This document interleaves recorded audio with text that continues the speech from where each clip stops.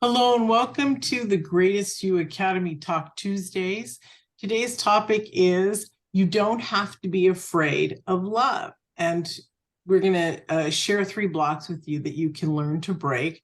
I'm Mia Sines, one of your hosts, and the other one is Lori Montry. Hey, Lori. Hi, guys. And thank you all for joining us both here in the classroom and also on the replay. So, love, we have this online series happening, the greatest love is the most powerful force on earth, and exploring why and how it can support us. That's going on right now, online, being sent out in emails from people signing up. And so it's really got us in the space of love. And what I've known from recognized recently from talking with people, and Lori and I have been talking about this because when it saddens us, and that is people are really freaked out and afraid of love. And it's actually, we want you to love it, feel safe with it, trust it, but you have to develop that, don't you, Lori? Absolutely. And maybe we can just start by just touching briefly on some of the reasons why. Why would we be afraid of love? Especially because most people will say, I really, really want it. Well, of course you do, because that's how we're wired. That's how we're made. We're made to be loving creatures, right? And to share and have beautiful connection. So of course you want it, but then they say at the same time, I want it, both I want it and I'm afraid. And so, as we work with people, we hear, the reasons why. We get to those reasons why and really understand them on a deeper level. And some of them are, I'm afraid of being hurt. I'm afraid of if I open my heart and have that vulnerability, then it can be hurt, right? I can lose something that I want. And really that is, of course, right? Heartbreak, heartache is a very difficult, challenging emotion to have and to live through, right? But if you've ever lived through it, you know that when you really just allow it to be there and allow yourself to feel it and process it with, support if you need it, with whatever ways, right? But when we try to keep ourselves from it and say, no, I can't feel heartache, I'm going to keep myself from it. And that can look like either, not opening yourself, not being vulnerable. And what that does is it just ensures that love can't get to you, right? It's the very thing. We're responsible for not feeling loved when we put up the brick wall that is meant to protect us, right? So it's like totally, it's counterintuitive. It's like I'm putting up this block because I'm afraid of getting hurt, but that same block prevents any love from getting in.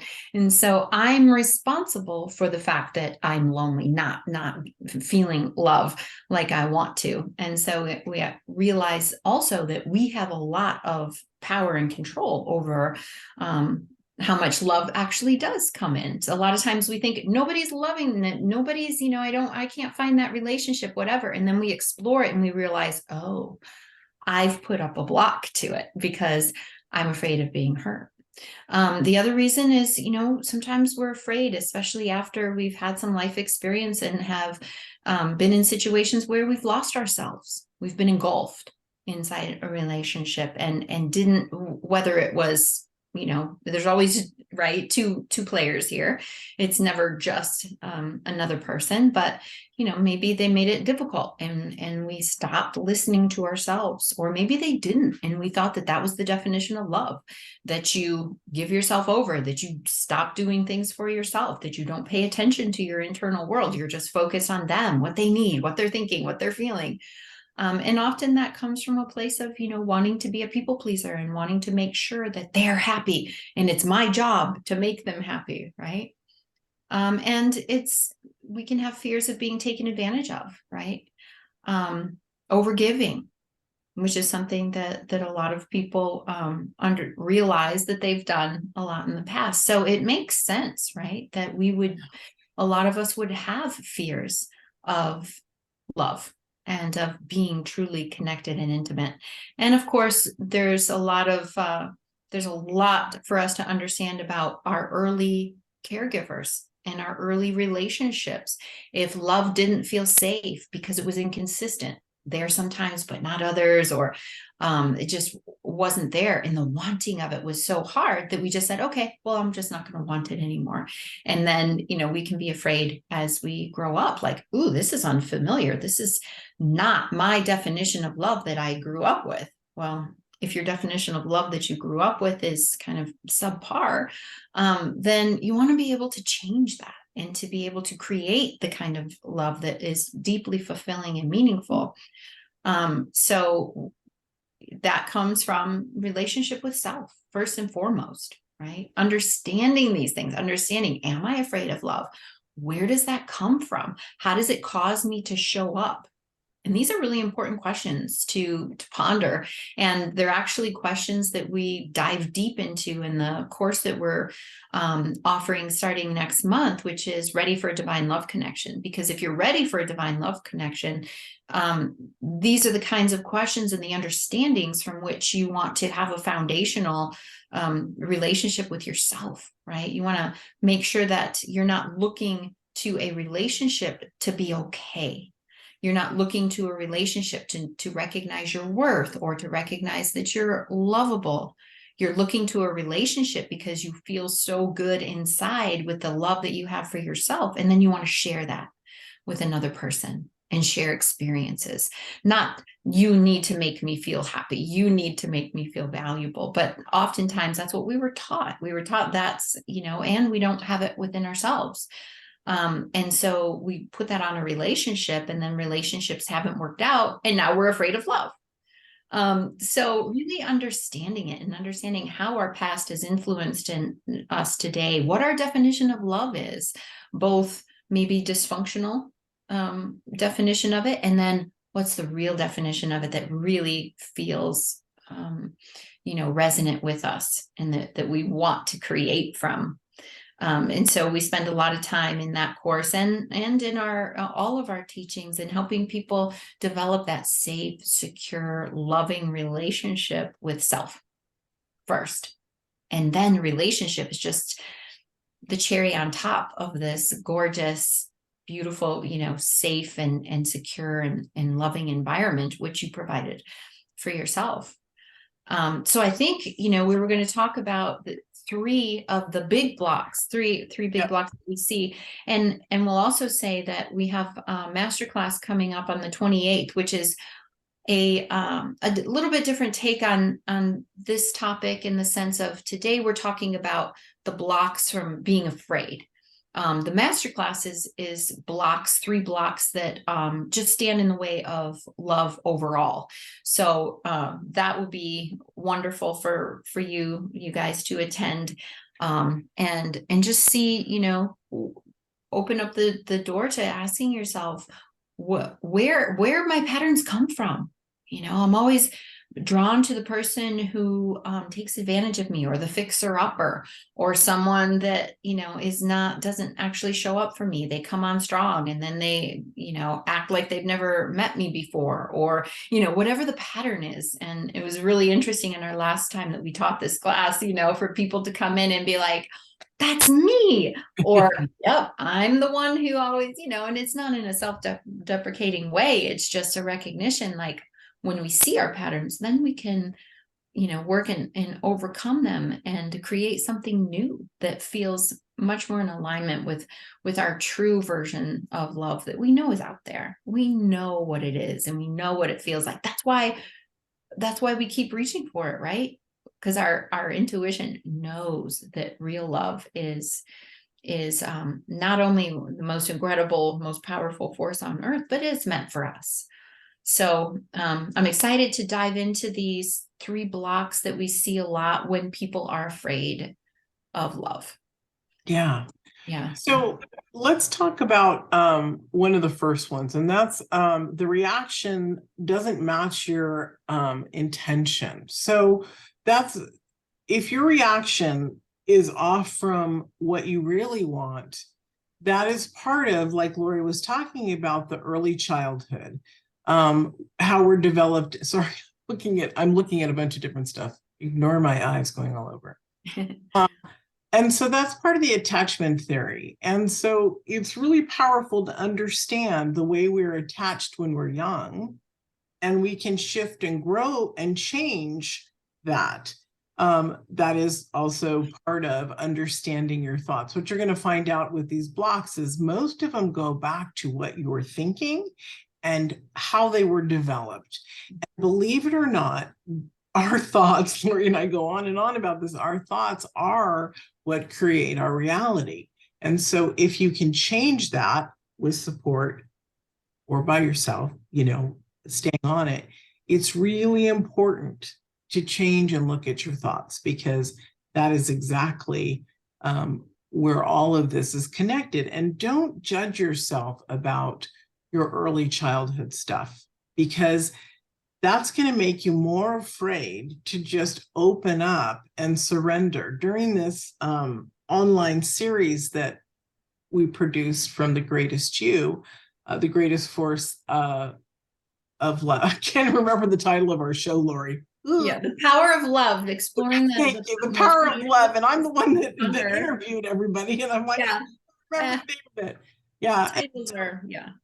So literally, love is what you want it to be. It's not a Pollyanna thing. It's about changing your reality, and it all begins with you on the inside. Yeah. So, and I'll just say, if I can share, because attachment theory and the attachment work that we do with people is so important. And for anybody who doesn't know what that is, it's there's a large body of research and really powerful work where people have explored how we become attached to other people, and that's largely based on our early experiences. So we can be very securely attached, where we just, we feel good. If somebody's in a bad mood, it's not about us. We still feel safe and secure. We can be anxiously attached, where we're worried of abandonment. Somebody's going to leave us, and so we tend to be a little bit more, needy. Oh, they didn't text me back within an hour, so I need to follow up. I need to, and we're just anxious around the connection, and is the connection still there, and do they still love me? And then we can be anxious or avoidantly attached, which is someone who doesn't feel comfortable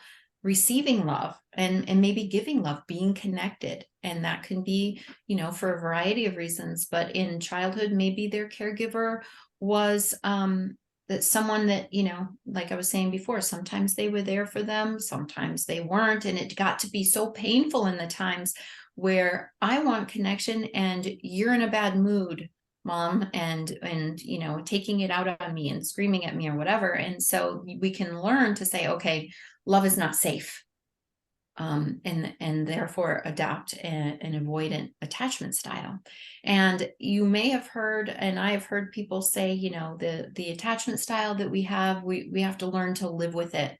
But I follow a number of people, and when we work with people, we teach that secure attachment is something that we can move into with the right understandings, the right tools. And as Mia is saying, when we understand our thinking, right, because an avoidant, say, or an anxious attachment style comes from thoughts. These people will abandon me. Everyone abandons me. People don't really love me. They're not consistently there for me, right? So we can see, even if it feels so true because of our early experiences, if we can identify those thoughts, we can start to work on them and realize that these are just stories, right? These are just limiting beliefs that we created when our brains were in that developmental stage where we're just trying to make sense of the world. But we can change those stories by changing those thoughts. It's not always easy, especially when we've, lived from them for years and years or decades, but it is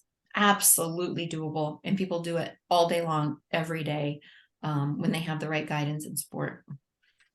Yeah. Thank you. And the second one that we're going to talk about is becoming hypercritical of your partner. And that generally comes from listening to the thoughts. Again, we're going back into attachment styles and the thinking in our own self. We start to get close with somebody, and then some of us don't even realize it, but inside there's all this, oh my God, and then you push back. And so you're breaking a connection there. And so when we recognize that this exists within us, that it's part of who we are, that's the only way that we can change it. But we also need to look at why we're thinking, they all go hand in hand, why we're thinking this, why is it coming up? Because if you want to have a safe, connected relationship, your mind is absolutely going to have to be still, because if it starts bringing up stories from the past, experiences from the past, somebody else's what ifs, possibilities, they're not yours. And yet in society, or our civic life, or however you want to call it, we do take from others, right, their story, their information. And it allows us, or produces more fear if we let it. And so we really must be aware of what our intention is and what we truly want. If we want to have a relationship that doesn't have these spaces of a disconnect like that, then I would say every time you feel that, you need to stop and look at it. Check your thought. What am I thinking and why? Life is about exploration of life, love, thoughts, Amen. interpersonal stuff. Absolutely. And if unfortunately those who don't think it does, then they're going to continue on with the same existence that they always have. There's that saying that you can't change something by, and this isn't even the right wording, but you can't change your reality by still using the same framework. Yeah. Yeah. It's the Einstein quote, right? You can't create something different using the same tools or the same framework from which it was created. We don't, and understanding, we don't change new thoughts just by thoughts alone. And that's something that we get into certainly in our courses, but it just understanding, why do I do that? Why do I become hypercritical? Why do I find reasons why I don't want to be in a relationship, or this person chews their cereal too loud, or whatever it is, right? Why do I do those things? That's the most powerful question, without saying, okay, that's it. I don't care about this person. Really exploring that and asking, I wonder where this is coming from. Yeah. And another one that's kind of married into this, but also considered one of the most fear-based positions in a relationship, is your feelings suddenly shift, distancing yourself and listening to your negative thoughts. So we have these beautiful experiences in relationships where we are just like, it's the honeymoon stage. It's so exciting. And then one of the partners decides that something's up, and they change the way in which they come to the situation. And then that triggers us. So again, we need to look at our thoughts when things shift and change. We need to look at our thoughts and determine what's going on and how to change it and what is your reality. Because if you don't stop, what's going to happen? If you don't stop and think about it, what's going to happen is the same reaction is going to keep going, and then there's going to be a split or garbage in the center, so to speak. And so we must really look at it. It's not about shame, blame, or anything. It's about witnessing how we're showing up, what's going on that's really the truth. Yeah. And it's almost like being a scientist, right? Because we get to take the data, we get to examine it, and not in a cold way, but certainly in a way that is, where we're not all identified with just the emotion. Oh, here's how I'm feeling right now. I have to go with that, but it's so confusing because it's changing, blah, blah, blah, blah, blah, all the things that make love sometimes in relationship very difficult. But kind of stepping back and noticing, right? Instead of identifying and just running with the feelings, where are they coming from? They're coming from these thoughts. Where are these thoughts coming from? They're coming from these experiences. And then, really tapping into that internal knowledge, that wisdom, that beautiful source of greatness that's inside you, and letting that help you. I will say though, a lot of people that come to us, they will say, I know I'm doing this. I know I always end up with a fixer-upper. I know I always lose myself and end up overgiving. I know I always find things that, I'm hypercritical of my partner once we get to a certain level of intimacy. But they don't really see how to act differently because it feels really true. This is, the pattern that has been established for me.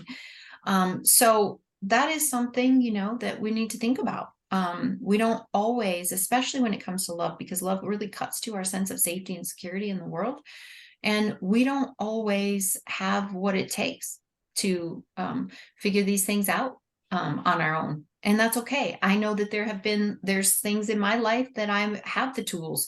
And I'm like, yeah, I totally see that. Here's the work I need to do to, work through that and that limiting story and create a new one. And there are some times where I know that I'm operating from a limiting story, but I can't quite see how to do the work to get there. And so I get help. I reach out to my beautiful support and the people that I trust. And so I just mentioned that because if you're somebody who's been living in a pattern and you're like, but I don't know how to break it, it just keeps happening and I don't even want to try again because it's just exhausting and frustrating and defeating, then don't take that as evidence that you can't. It just might mean that you need a little help, support, and guidance. Exactly. And so as Lori was sharing this, I started thinking, I bet people are wondering what they're supposed to do with their thoughts. Yeah. Some people, everyone's at different levels on this framework. And so it's really understanding and asking yourself questions to get to know who you are. That's what's so important about your thoughts. They're not good or bad or right or wrong. It's about what is true for you and how do you really feel and what do you want to feel? Mm-hmm. Because I may feel that, and this isn't true, but I may feel that I can never get somebody. That's not true in reality. Or that I'll always be betrayed. Right. If you Or break that whatever it is. fear, it's just like, yeah, the betrayal. So we tend to have a type of person that we reach for. And we may reach for, I don't know, I think my people have been pretty much, I've married the two top people in my experience and have been, obviously happy for many years. So the point is what is triggering you?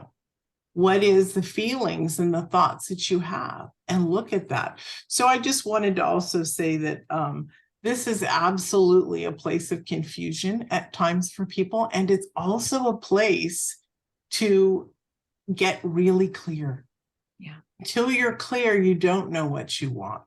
And that's one reason for years I've run these series called What If, you don't know what you don't know until you know it. And so it's about breaking all the early childhood garbage that was within you and allow yourself to truly be heard and felt through yourself, within yourself.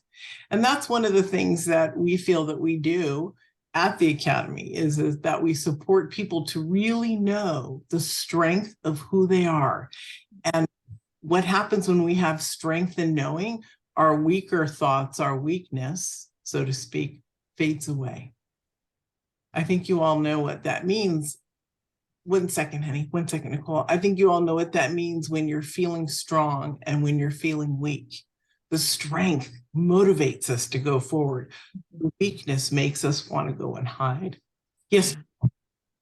So just coming up in the love series and in about this, my I was stuck in my story for a long time of my childhood, coming from that abusive background and my story of always being sick. And you guys, Laurie and you, have really helped me step outside that story. But in trying to find relationships where I'm not in a relationship currently, but I do talk to my ex-boyfriend and wanting to have unconditional love, because as a child, I could never do anything right. So I created relationships where I would seek approval to try to recreate that love that I could never get as a child. But one thing is that I disclosed to my ex-boyfriend that I was bipolar. And then Ariel Ford was talking about in the love series about being transparent in your relationship. You have to be transparent. But what happens when you are transparent and you say, oh, I came from this abusive background, I have this bipolar mental disorder. And then when you get into an argument with your significant other and they throw that stuff back in your face and deflect it back onto you as a way to not deal with their own shit. You know, people sometimes use your... You're also talking about a relationship you had with that person, even though you talked to him. It's over 10 years, right? 10 years ago? Is that the It one? was 20 years. We still talk to each other. Oh, that's great. That's really beautiful, honey. But the point is you're a different person than you were 20 years ago. So, but there are some people that are still experiencing that now. Not me right, in that, but there will be some people that people will use their mental illness diagnosis, their past against them. And what do? Because they want to be in a transparent relationship. We want to achieve love. We want to be transparent. But how do we stop people from using things against us? My point is, honey, is you are not going to attract that kind of person because in the early because in the early stages, you're going to recognize who is actually there to love and support you and who isn't, right? And also as you grow through your awarenesses of your emotional intelligence, the wounding stories drop by the wayside because when we work with the shadow work, we work with the inner child, we work with the parts work, it teaches people how to break free of those old thought patterns and reestablish a new relationship, which is a love-based relationship with self. So once all that old trauma and junk is out of the way, we're not going back to find it. So the people that we attract are different, and you're not going to be with somebody, and you'll be able to tell pretty quickly if you share anything and how you approach the conversation. If you approached how you did 20 years ago to a man that you're meeting of today's standard for you that you've grown into, and you started on that stuff, I would assume he'd say, oh, honey, are you okay? Because you'd probably in the old pattern, but in the new way of speaking, you wouldn't even be talking like that. Your intelligence grows, and so your communication is expressed differently. The interaction with the individual becomes different because you are different. And so the regurgitation of story like that is gone because it's healed. And there doesn't mean they don't exist. And you know, because we worked together a long time, you know that you can dig up your old trauma and bring it back in the party if you want. But what you've learned is not how to do that, right? How to move through that. Yeah. And you bring up, I won't do that anymore. That's a great point, what you said. Yeah, so many things about perfect. what you said is so important. Number one, you identified that we can have a fear that we won't be accepted. Right? That can be a block to love. And you also brought up, having not felt that unconditional love as a child. That is a really important point. And when we don't feel that as children, we don't develop the neurological network that supports that. We don't develop in the same kind of way and learn how to love ourselves if that's not there for us. We learn it first from our caregivers, how to love ourselves, and then we embrace that and are able to do that. And when that's not there for us, it kind of sets up a scenario that it's not that we can't overcome it, but we have to realize that we live from that space and and we become almost like an empty vessel that is like insatiable, right? You can't love me enough. If I didn't get it when I was young, it's like, it's just truly just a feeling of insatiability with it. Love me more. I need more attention. I need more. But I love so much when, my initial notes as you were talking are exactly what Mia touched on. And I love it when that happens, because that's, this is the truth. And the truth is that without conditional love for yourself, you call in people who aren't able, they're limited, in their ability to love another unconditionally, not because you aren't worthy of that love. They have limitations, right? For whatever reason was back in their story, that they're not able to take someone and see the beauty in all of our cracks and just differences and things like that. So it's a place where we can feel insecure. Oh no, what if this person doesn't like this or that, right? Well, first of all, like Mia said, when you have developed that relationship and you truly have found the unconditional love for yourself, those people can't find you.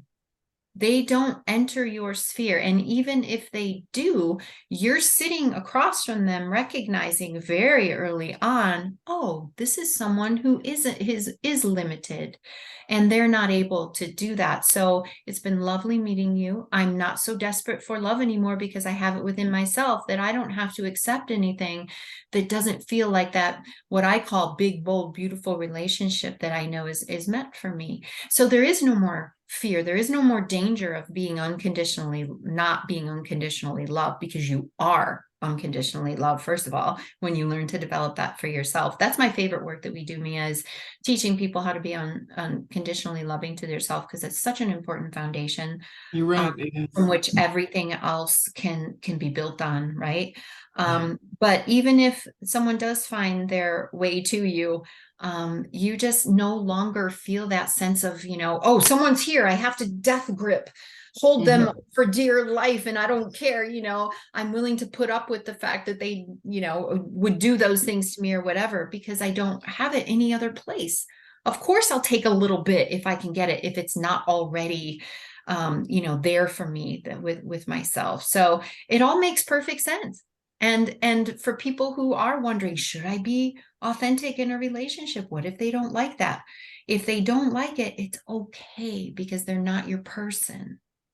So you don't want to be in that situation, because you're just making it longer before you do find and connect with that big, beautiful love that is your person, right?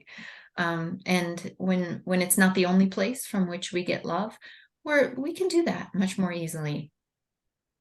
Yeah. So thank you for sharing that. It's just so much good stuff that comes out of your experience.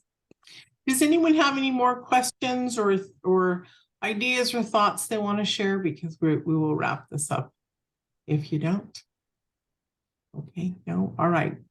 It's been great to be with you all, and as you start to think about this and integrate it a little bit, let us know where you're going with it and what questions come up for you.